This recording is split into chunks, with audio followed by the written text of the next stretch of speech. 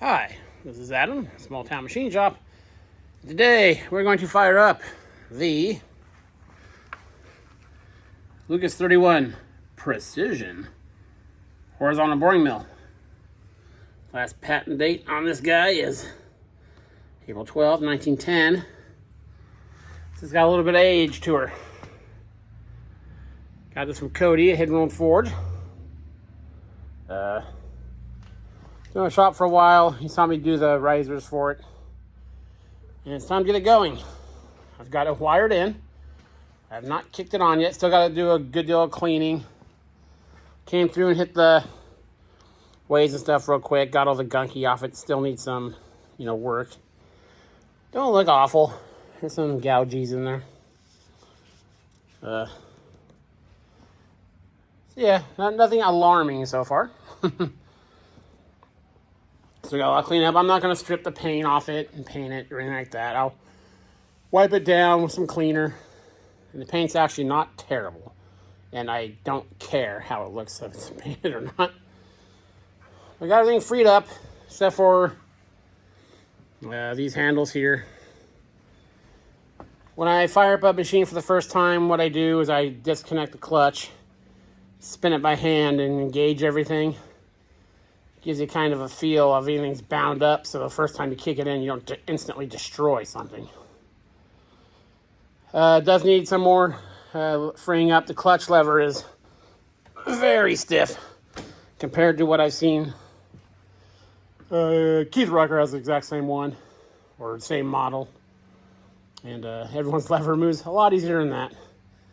But again, today is just to get it powered up, test the functions, and cleaning it, and then so we can put this guy to work.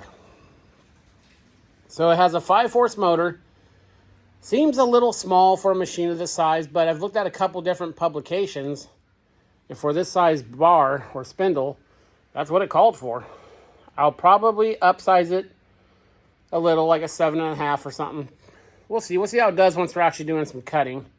Most of what I do and what I will be doing with this in my shop is punching holes in big things.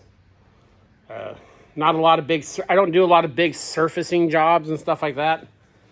The occasional cylinder head, something like that. So I mainly got it for punching straight holes through things. So in that regard, even if there's some run out in the spindle, depending how you set up your boring setup, you can deal with that. This has a Morse taper number 5 spindle. You have to come up with some keepers if we're going to do a lot of milling on it. And it had a chuck there. So yeah, let me get the tripod set up and we'll kick the button and see what happens. Okay, now we're ready to turn her on. I imagine it's going to be a little rattly. Thing's well over 100 years old. A lot of straight cut gears in it. I've seen a couple of these older ones run, and yeah, they are rattly. But today's goal is to fire it up, make sure everything's working. So, disengaged. There's good. Press the button, clutch disengaged. And the motor is running.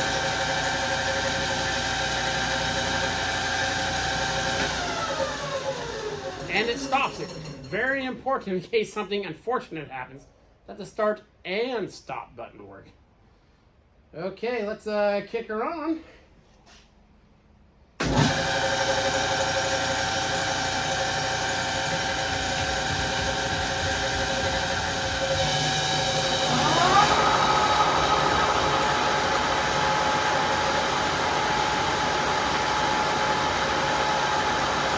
Spindle's working.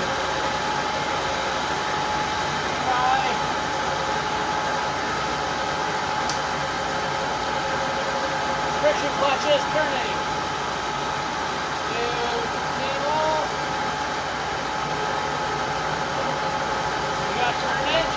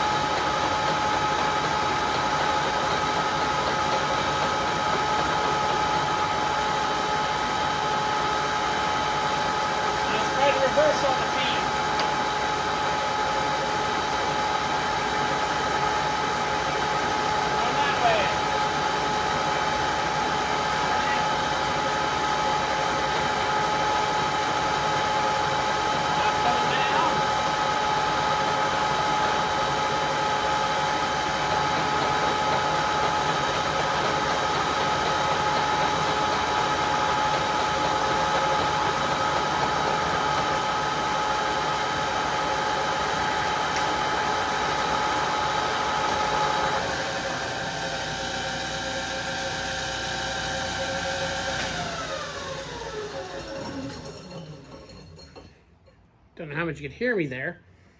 But yes, all the power feeds work. I'm not going to mess with this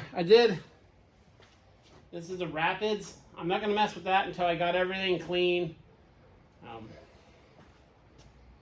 Working. Actually, let's just bump it on one setting here. Let's do the table coming in.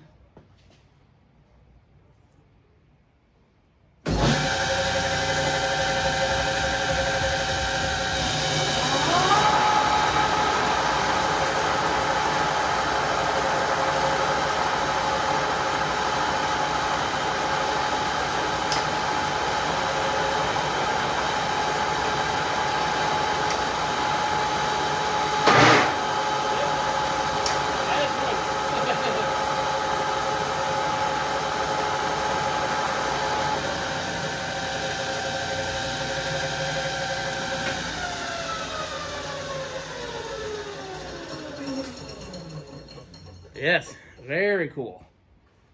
Let me get you off the tripod here. We'll take a quick look at a few other things on this machine. Okay, so the machine did come with the tailstock. Clean it up. One shot oiler does work, needs to be cleaned up. Oh, the whole machine needs cleaned up. I'm going to start working on the table this week.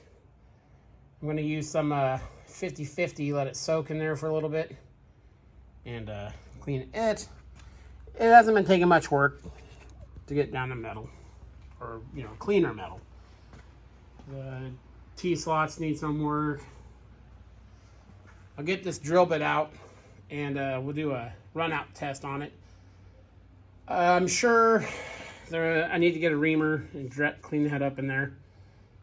That's the ones I've come across. That's been the biggest thing to help improve the accuracy.